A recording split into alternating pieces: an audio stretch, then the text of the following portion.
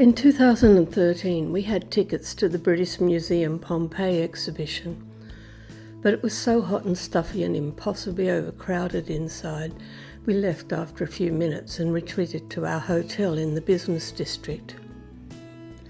We now had nearly a whole day in London without our planned activity, but Museum Tragics approached the world in much the same way as Murray approached the Fisher Library. If you go straight to the one thing with blinkers on, you'll miss the experience you might have had if you wander around with your eyes open.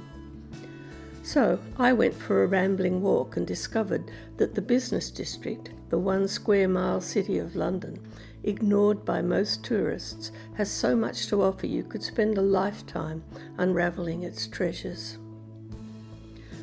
The first thing I stumbled on not far from our hotel was the wall. In amongst the skyscrapers and office buildings, a piece of Roman history from the 2nd century, unearthed by 20th century wartime bombing. For the London office workers it was ho-hum, but for me it was magic. My next discovery was the Guildhall, the seat of government for the city. On the pavement in the square outside, black lines marked the perimeter of the largest Roman amphitheatre in Britain. Inside the building, you descend to the ruins buried under the modern city. I was the only person there. It was dark and eerie. Dusty ruins over 2,000 years old, highlighted by modern technology. Magic again. Upstairs, there was an exhibition about the worshipful company of makers of playing cards. And hey, in the library, a display of books on walks around London City.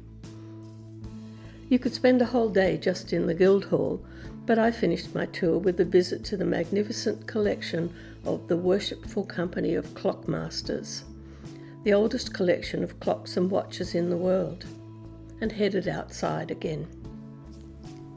Just down the road, the giant dome on the skyline turned into Christopher Wren's masterpiece, St. Paul's Cathedral.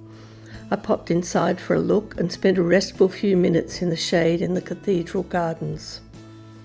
In the business district, to get a sense of how important and powerful the guilds have been and still are in the history of London, I headed back to the hotel, passing through Angel Court that has been owned by the Clothmakers Guild since the 16th century. I was happy. I'd had a rich and exciting day.